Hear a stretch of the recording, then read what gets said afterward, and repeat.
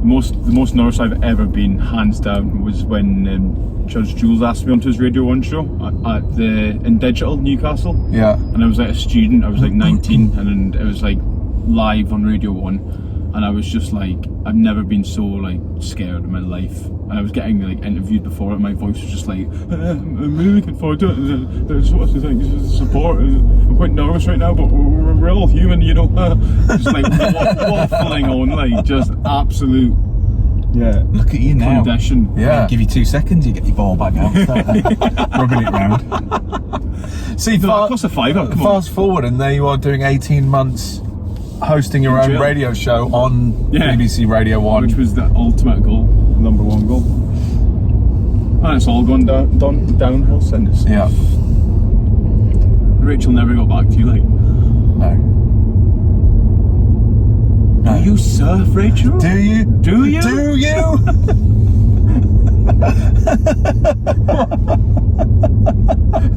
Woo, woo, woo.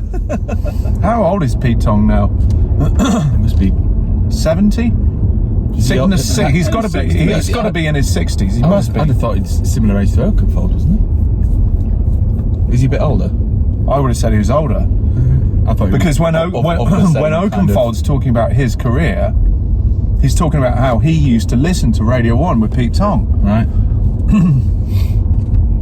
He's got to be 60. He has to be. Surely. Can you Google it? Yeah. Guesses? 58. Or 57, I'm going to say. Well, now you've said that, I'll go with 61. What are you saying? Well, you've got it in front of you. I've seen it. But, yeah, Mr. Rob Activa. Is it 61? 61. Oh, yes. Fucking hell, he is 61. That's a guess. Do they not? Would they not do anything more on Six Music for different styles? Yeah, but I don't think they'd ever play trance on Six Music. They do play heavy techno. Yeah, at lunchtime. Techno Tuesday. They support all the slam stuff. Yeah. So much. Best DJ set you've ever heard in your life, obviously not including your own. And you had to be there. Or how else would you have heard it? Well, you could listen to it on the radio. Well, yeah, but let's say that you were there and experienced live. Armin, 6 hours at Crusher. I think it was a 6 hour. It's either 6 or 8 hours at Crusher. Armin. Yeah, that was really good. Can you remember the year? It'll have probably been. When was As the Rush Comes Out? Was that 2002? 2003? Yeah, it's around about there, yeah. I don't know when it was out. Oh, was it unbelievable? It was really, really good. Yeah, it was around the time that Transparent album was out. Was he playing vinyl? Fuck knows, I don't know. But it was like there was that proggy trance that was released on kind of. Do you remember Gecko and stuff like that? Yeah, Praha and and all of that kind of stuff. And two players Signet and tracks like that. What's yours, Will? I'm going to say Chemical Brothers in Glasgow. Not even that long ago, maybe like 6 years ago at the Hydro. Unbelievable. I took the car that night, and it was one of them gigs where you went took in. the car? The sound was that on point, the visuals were that on point, the music sounded that good.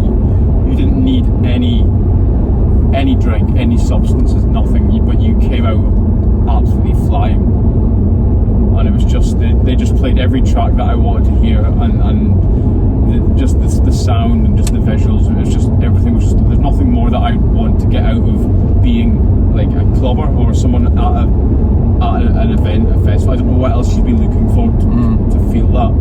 And you'd probably like any chemical or alcohol would sort of take away from that experience, I think, at that point. And for me, that was just like the optimum like level of satisfaction walking out of that gig, hearing every track that I want to hear on like a fucking amazing sound system.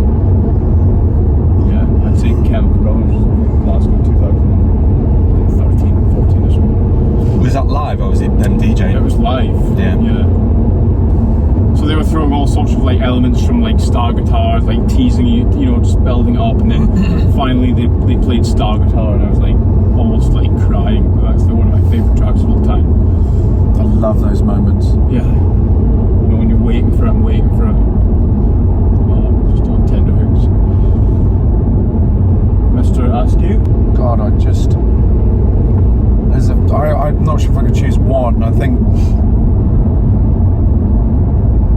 there was there's a Paul Van Dyke. I've got a gun to your head, so you have to choose one. There's a Paul Van Dyke set that he played in Lebanon. I can't remember the year, but was this in the stadium? Yeah, it was like a fucking ginormous stadium. And the year before, I'd done the same gig with him, and he was really good. He played for 6 hours, I think, but he came on and played really fucking hard for 2 hours, and then went off on this sort of tangent and melodic bits and up bits and down bits, and then the next year the production was a whole different level. They had these kind of waterfalls coming down either side of the DJ booth, huge ones that made them look like walls of water, and the dancers were in there like dancing in the. It was just like a ridiculous night.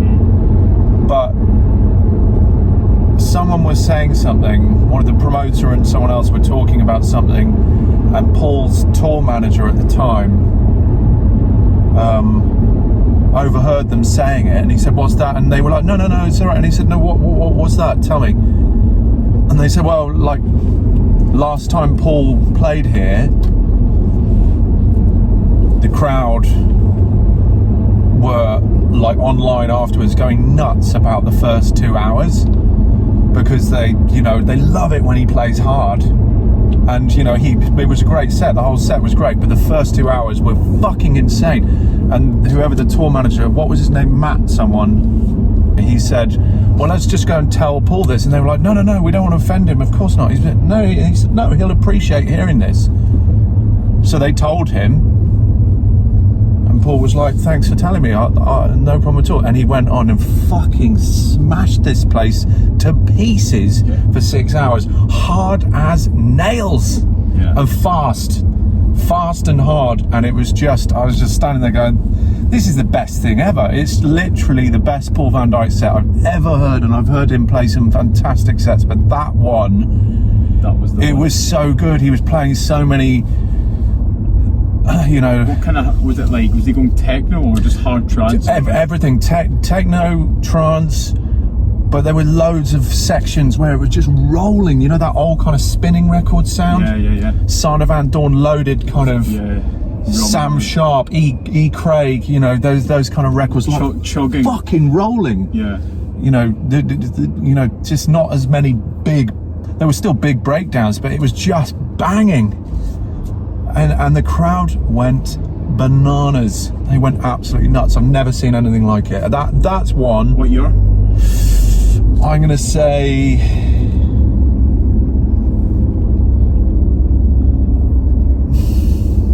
2004 or 2005, somewhere around about that. But that's one. But then also I saw John Digweed at Fabric, and that was life-changing, and I was just right in the middle of the dance floor, and I was there with my old business partner and a load of his mates, and Zach was there as well, and there were just moments where we were just looking at each other just going, this can't be happening, it's so incredible. And he was just spending so long building to these crescendos that were just so full on because of the anticipation of getting to that moment. And I've seen Digweed play quite a few times. I've seen him play with Sasha as well, and I've seen Sasha play on his own. And sometimes they spend a whole night building to a crescendo that never comes. But on this night, there were 3 or 4 moments that just, Christ, just even thinking about it now, it just, unbelievable, fucking unbelievable. That was mesmerizing. And then the other one was when we were, kids going raving and loving electronic music, and I was really into hard trance. The music that I now make and remix is nothing but rockets. That's the sound that I was into. And Zach, my mate, was totally into techno and not into that trance thing at all. And I just couldn't understand techno, and I was really frustrated because I would go into the techno room at Club UK and I would listen to whoever was playing, Luke Slater, the Surgeon, whoever. I just couldn't understand it. It just sounded like, I was like, where's the melody? I've got to have melody. And then when Club UK shut, and Universe, the promoters who were Tribal Gathering and everything, they moved to a venue in Islington called The Complex. And on the opening night there, Jeff Mills played this 3-hour set, and I went and stood behind him while he was playing and watched him play on 3 decks. And I was like, fucking right, now I understand. This is ridiculous what he's doing. It was utterly mesmerizing. And I was like, fuck, I've got this record and I've got that record that he's playing, but the way he's putting them together is just ridiculous. It's utterly ridiculous. And then it sort of made sense. Everything just clicked and made sense. And that was a key moment, because at that time, it was exactly at that time that Drum Code and Planet Rhythm Records were just starting. And you love Drum Code's old stuff. Oh man, Drum Code's first 20 releases, and before that, all that Grenvec and what's his name, Hard Cell. Yeah, Carrie Leckerbush. Carrie Leckerbush. Yeah. What was that fucking insane?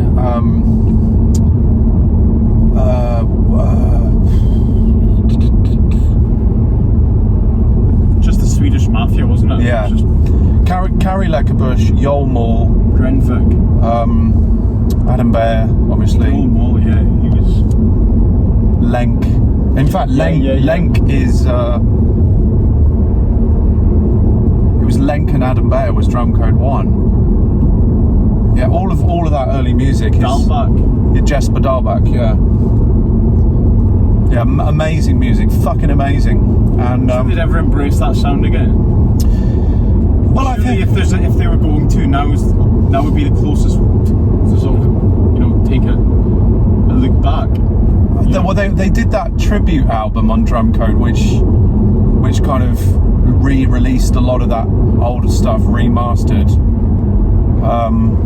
But it's funny because the sound that's super popular right now, the harder techno sound, it fucking is that sound.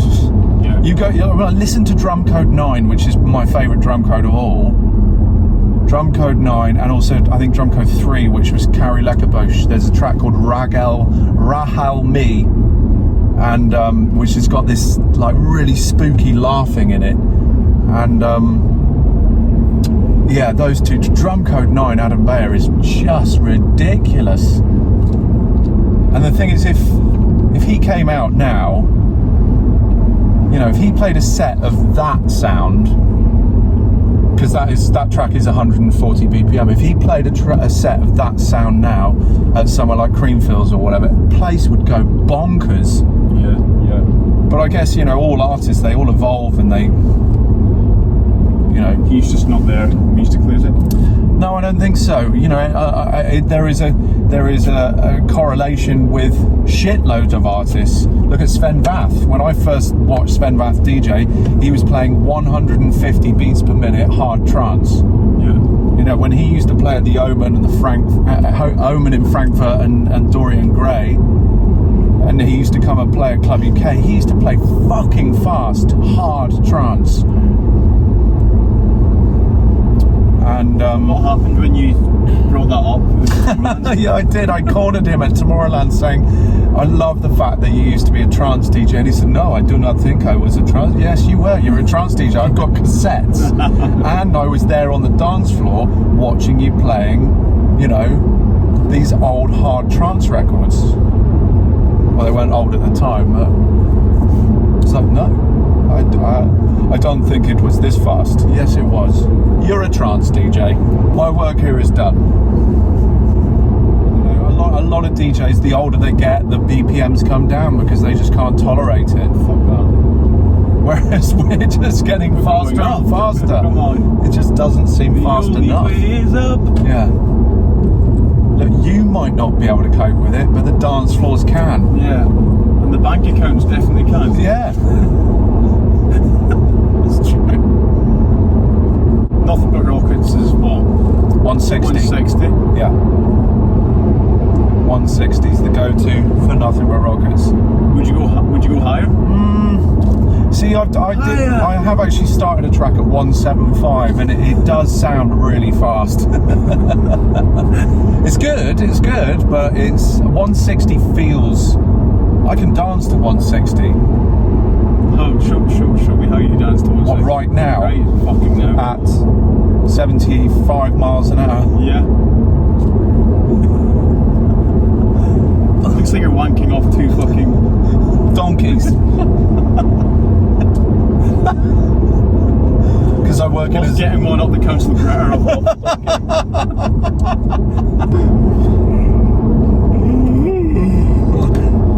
What's your number one guilty pleasure electronic track? Like the when you say, I genuinely love this track, all your mates cringe going, fuck's sake. Rachel Star Till There Was You, the Gabriel and Dresden mix. That's fucking incredible. That's not like cringe-worthy. Is it not? Well, no, we're talking about fucking blue and a bit, you know, that kind of shit. Oh, yeah, but that's just beyond cringe. Craig David, fill me in. So he said to those donkeys, wasn't it? Craig.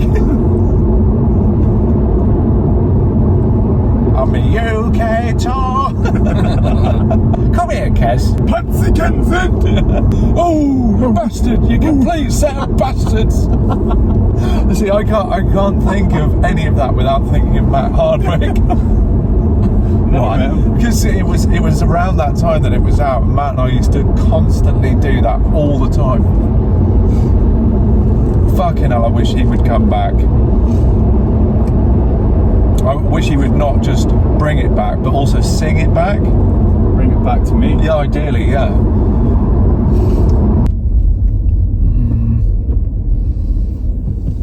Two or three squirrels.